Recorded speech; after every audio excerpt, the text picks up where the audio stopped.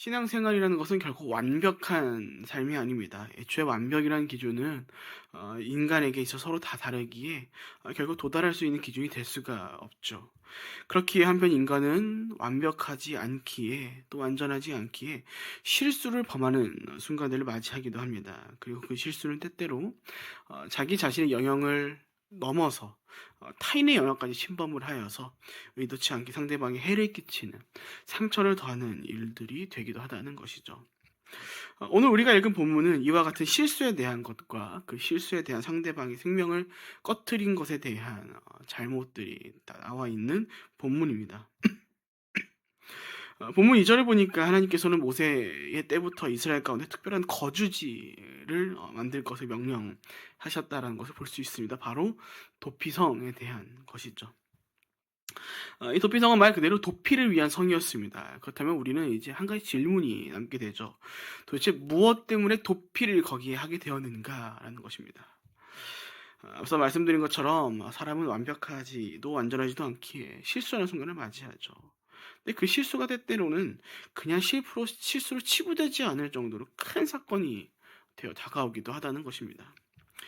본문의 앞절을 보니까 이런 말씀이 나와 있는 것을 볼 수 있습니다. 본문 3절입니다.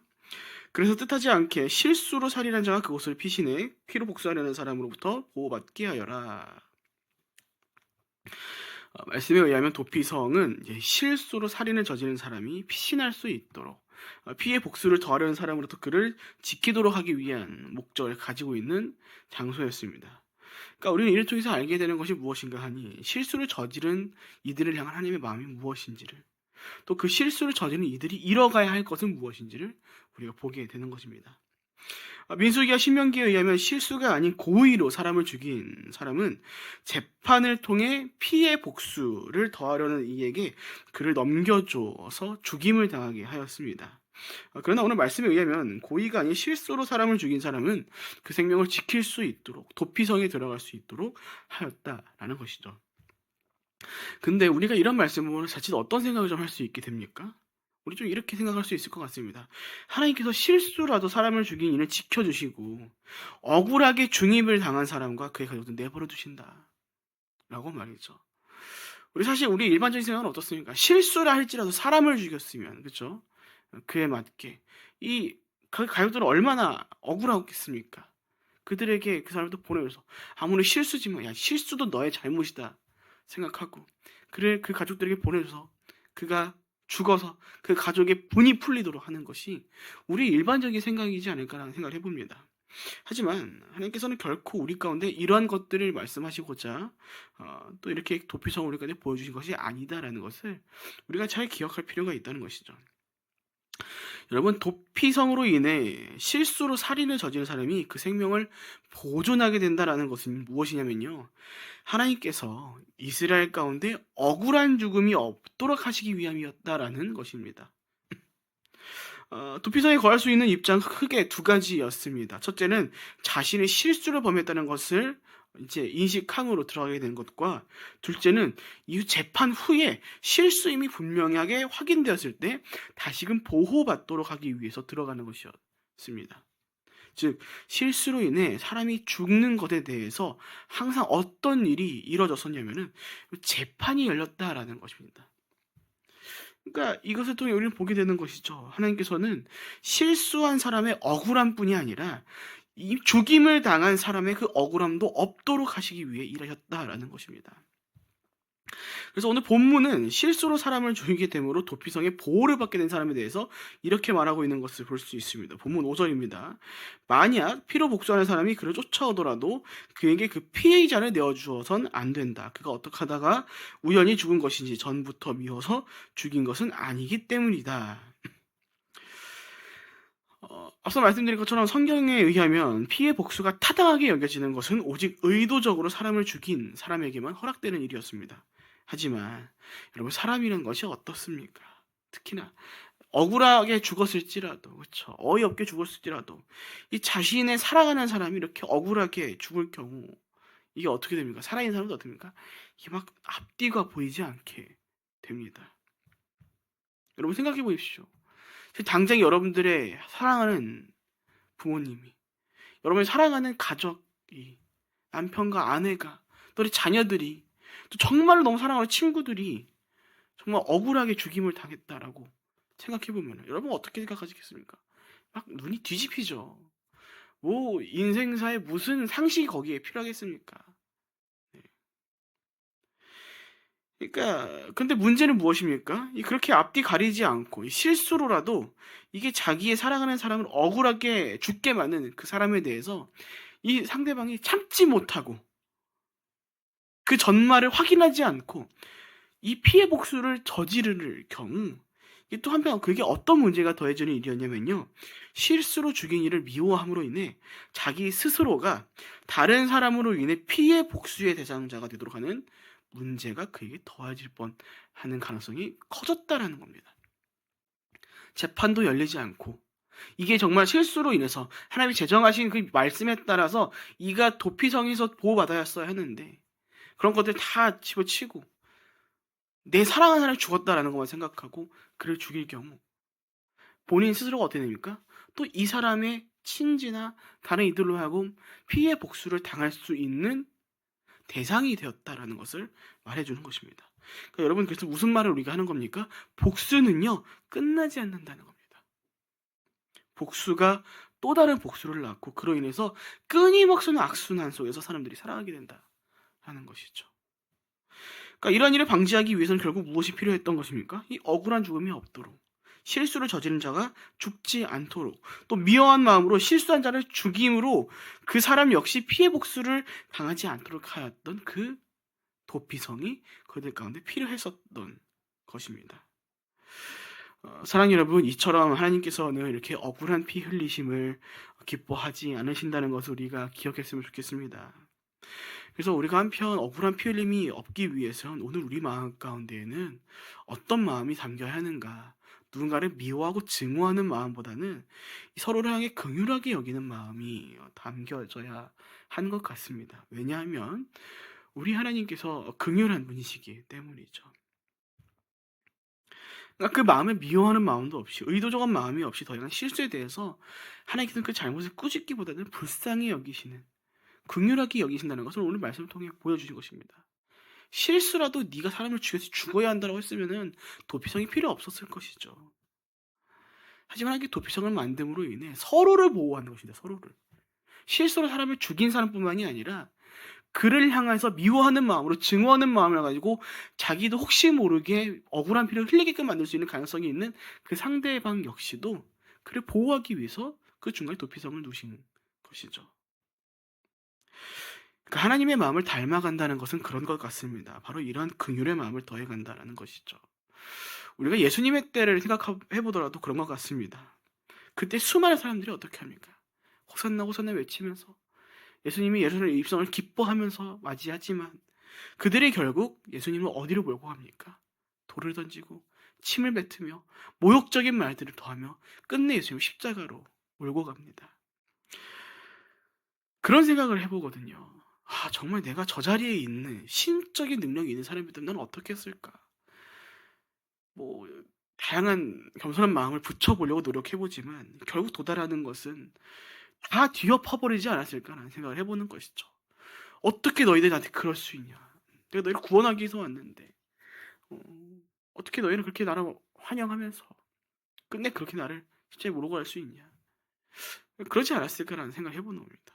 그러니까 우리 마음이 그렇게 연약하다라는 것을 우리는 볼 수 있는 것이죠. 하지만 예수님께서는 그러지 않으셨습니다. 그들을 향해서 그에게 복수를 하는 것이 아니라 오히려 사람을 사랑하시는 마음을 가지고 긍휼하신 하나님의 본체이자 그분의 한 위격으로서 복수가 아니라 신적인 긍휼을 선택하셨죠. 그래서 뭐라고 말씀하십니까? 아버지, 저들 용서해 주십시오. 저들 지금 본인들이 무엇을 하는지도 모릅니다. 우리가 살면서 이런 고백을 할 수 있는 날이 있을까요? 정말 쉽지 않을 것 같습니다.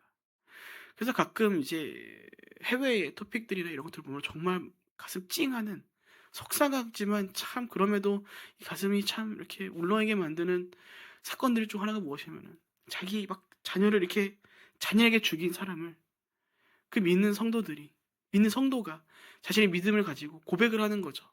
내가 용서하겠다. 그래서 어떤 일도 있습니까? 자기 자식을 이렇게 처참히 죽인 그 범죄자를 본인이 입양해 가지고 자기 양아들처럼 키워 가지고 어엿한 성인이 되도록 만드는 것도 있죠. 막 그런 얘기만 하면 소름이 돋아요. 정말 저렇게 하는 게 안 될 텐데. 근데 그렇게 할 수 있는 이유가 무엇입니까? 그 안에 긍휼함이 있어서입니다. 이것으로 말미암아 내가 또 피해 복수를 한들 의미가 없다는 것을 알기 때문에 그런 겁니다. 그러니까 예수님께서도 그런 신적인 긍휼로 인해서 우리가 어떻게 됩니까? 우리의 죄의 고리가 끊어지고 더 이상 우리가 죄의 다스림이 아니라 그 생명의 연약들을 보존하는 길이 들어갈 수 있게 된 것이죠. 그런 것을 알기에 그 마음을 우리 가운데 담아야 한다는 것을 기억하고 또 담기고 있고 또 담아졌기에 그런 사람들이 이제 그런 아름다운 일들을 펼쳐갈 수 있는 것입니다. 저는 장담할 수 있습니다. 저 저렇게 못할 겁니다. 둘 중 하나겠죠. 피해 복수를 이러간가 주저앉아서 울고 있거나. 여기서 한편 예수님께서는 더 이상 죄로 인해 죽을 수밖에 없었던 우리가 그 길을 피해서 살아가게 해주신 영적인 도피성이나 하나의 영적인 도피성이나 마찬가지였다라는 것입니다. 그렇게 사랑하는 여러분 기억하시기 바랍니다. 하나님은 이렇게 억울한 피임을 기뻐하지 않으시기 때문에 오늘 우리로 하여금 각자의 마음 가운데 누군가를 미워하고 증오하는 마음보다는 누군가를 긍휼하게 여기는 하나님의 마음을 담아가기를 원하신다는 겁니다. 물론 오해하지 마시기 바랍니다. 어떠한 틀린 것, 잘못한 것에 대해서 그것을 주장하고 얘기하는 것을 하지 말라는 것이 아닙니다. 네. 우리가 그러한 누군가의 어떤 잘못한 것들을 주장하는 것에 대해서 의로움을 얘기하는 것들에 대해서 얘기할 때 우리가 그 안에 증오하는 마음을 담아서는 안 된다라는 것이죠. 시대가 어둡고 참 시끄럽죠. 언젠가부터 서로 막 양극화돼가지고 막 서로 막 죽일 듯이 막 잡아먹으려고 합니다. 또 그런 일들이 교회 밖만은 아니라 교회 안에서도 이루어지는 것을 보게 되는 참 안타깝습니다. 이 자신들의 그 생각에 따른 신념들이 조금 다르다 할지라도 그 믿음은 동일한 것일 텐데 왜 우리는 서로 싸우고 있는가? 그러니까 오늘 적어도 우리만큼은 하나님께서 이들을 향해서 말씀가운데 펼쳐가지 그 긍휼함을 우리가 오늘 각자의 마음에 담아가야지 않은가라는 생각을 더 해보는 것이죠.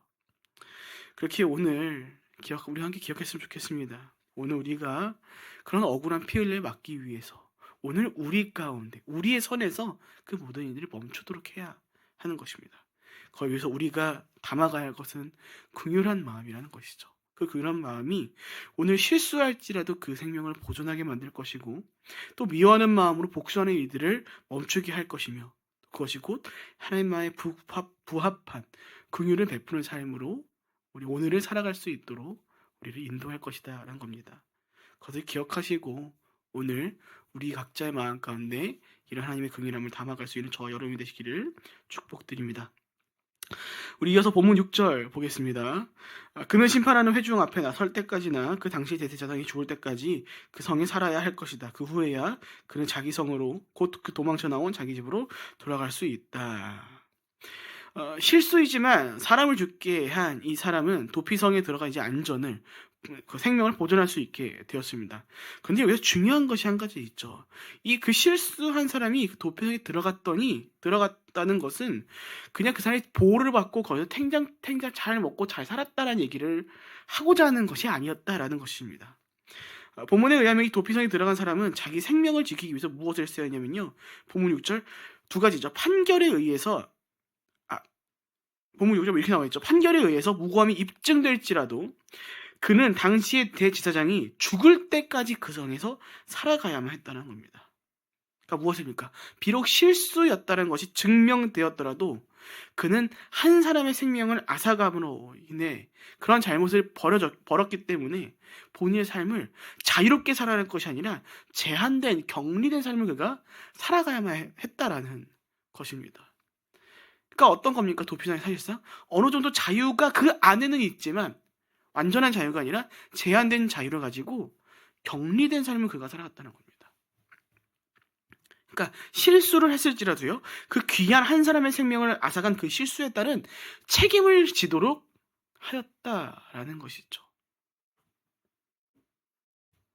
그러니까 오늘 일을 통해서 우리가 보게 되는 것입니다. 이처럼 우리 가운데도 자신의 자리에서 우리가 어떠한 실수가 있을지라도 책임을 져가는 모습들이 우리 가운데 더해져야 한다라는 것입니다. 우리는 가끔 자유라는 것을 통해 너무 쉽게 다른 사람을 상처 입히는 일들을 이뤄갑니다. 행동으로, 또 우리 말로. 물론 실수할 수 있죠. 그러나 그 실수에는 오늘 도피성에 거했던 사람들 같은 이런 자기의 실수에 책임져가는 태도들이 필요한 것입니다. 뭔가 잘못을 했으면 잘못에 대한 분명한 사과와 거기에 대한 그것에 따른 자기의 삶을 바꿔가는, 마치 오늘 뜻하지 않은 실수임에도 불구하고 그 자신의 자유가 제한된 그 격리 시설인 도피성에 거한 것처럼 자기의 그 책임들을 끝까지 이뤄가야 한다는 것입니다. 근데 수많은 사람들이 어떻습니까? 그냥 말로만 대충 적당히 상대의 마음을 생각하지도 않고 그래 미안, 이미 상대방의 마음을 다 이렇게 막 뜯기고 핥히고 막 너덜너덜 해줬는데 정작 본인은 아무렇지 살아가는 것을 보는 것이죠.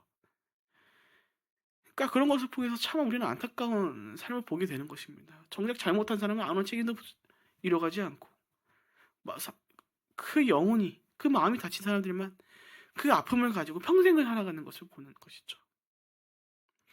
그러니까 여러분, 우리는 항상 기억했으면 좋겠습니다. 하나님께서는 우리를 통해서 긍휼함을 베푸시기도 하지만 한편 우리 가운데 자신의 잘못으로 이뤄갔을 악한 모든 것들에 대해서 책임을 이뤄가도록 하신다는 겁니다. 그러니까 구약의 역사를 봐도 동일합니다. 하나님께서 죄를 지은 이스라엘 백성들로 하여금 그들이 살아간다고 말씀하시지만 그들이 잘못한 일들에 대해서는 그들 가운데 무엇을 더해 주십니까? 그들의 그 잘못을 뉘우치게 할 그들이 충분한 책임을 지도록 만들어 가십니다. 그러니까 방종이 아닌 것이죠. 내가 여전히 우리를 사랑한다고 말씀하시죠. 하지만 너희들 잘못했냐? 그럼 그만한 책임을 져야 한다. 수많은 사람들이 책임 없는 삶을 살아가려고 합니다. 특히나 믿는 사람들이 그 믿음이라는 그 종교라는 그 스펙트럼 안에서, 그 뜰 안에서 뭐든지 다 용서받을 수 있다는 잘못된 생각을 가지고서 할 거 다 저지르 놓고도 와가지고 주님 죄송합니다 이러고 사람들을 너무나 많이 보죠. 근데 여러분 착각하시면 안 됩니다. 하나님께서 분명하게 우리 잘못한 것들을요, 분명하게 그 죄값들을 치료들어 만들 것입니다. 두고 보십시오. 지금 평살하신 것 같죠? 다 다가옵니다. 그때 잘못 떠올리고 나의 잘못들을 하나하나 하나님 앞에서 회개하도록, 눈물 없이는 회개할 수 없도록 우리를 그 잘못들을 책임져 가도록 만들어 가실 것입니다. 그러니까 하나님께서 이뤄가실 용서라는 것은 그런 겁니다. 그냥 막 잘못했어? 괜찮을 때 봐줄게, 이런 게 아니다라는 것이죠. 근데 수많은 사람들이 여전히 그런 것들을 그렇게 생각하시고 자기가 일어난 살 가운데 일어난 수많은 잘못들에 대해서 자꾸 자기 합리하는 순간들이 많다라는 것입니다. 그러니까 어떤 일들이 일어나는 겁니까? 상처받은 사람만 억울하게 살아가는 것이 생기는 것입니다. 여러분 기억하셨으면 좋겠습니다.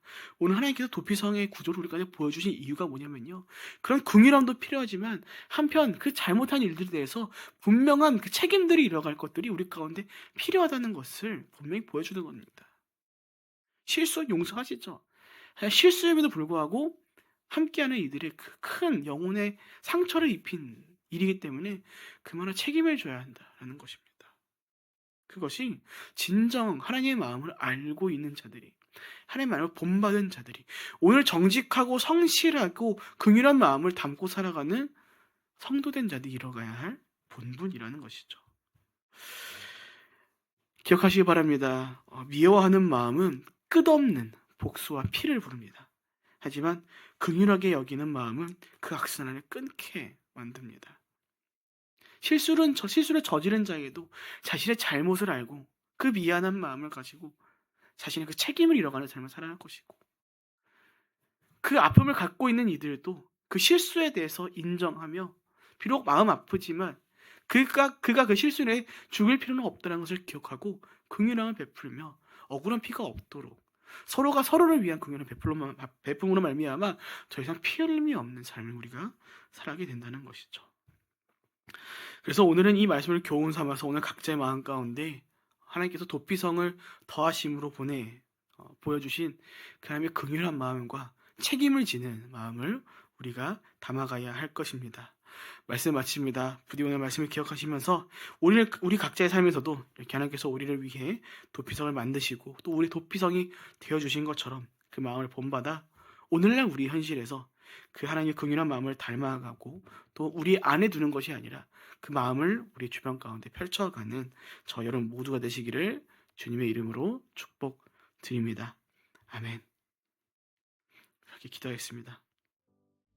살아계신 하나님 아버지, 원컨대 오늘 우리가 말씀을 기억함으로 말미암아 각자의 삶이 하나님께서 우리 가운데 베푸신 억울한 피 흘림을 기뻐하지 않으심으로 말미암아 더해주신 그 긍휼한 마음이 오늘 우리 가운데 담겨지기를 간절히 기도합니다. 주님, 원컨대 우리 각자가 그 삶 가운데 분노와 증오로 그 삶을 맡기는 것이 아니라 하나님의 사랑과 긍휼함에 우리 삶을 맡김으로 우리가 하나님을 닮아가는, 예수 그리스도의 그 사랑을 닮아가는 작은 예수의 삶을 펼쳐갈 수 있도록 인도하여 주시옵소서. 그로 말미암아 이 어두운 시대 가운데 우리의 빛과 소금으로서의 삶을, 유일한 하나님 나라의 가치인 그 사랑을 전파하는 우리가 되기를 원합니다. 아버지, 부디 원컨대 우리 각자의 삶 가운데 그 억울한 일이 없을 수 있도록 인도하여 주셨고, 혹 그 억울한 일들이 있을 때마다 아버지, 오늘 말씀을 기억하게 해주셔서 그 각자의 마음 가운데 분노와 증오가 아닌 하나님의 사랑과 긍휼이 담겨질 수 있도록 인도하여 주시옵소서. 그렇게 오늘도 우리를 그 주의 사랑 가운데로 인도하시고 또 주의 긍휼함이 우리 가운데 담기도록 하실 것을 믿고 감사하며 살아계신 예수님의 이름으로 기도합니다. 아멘.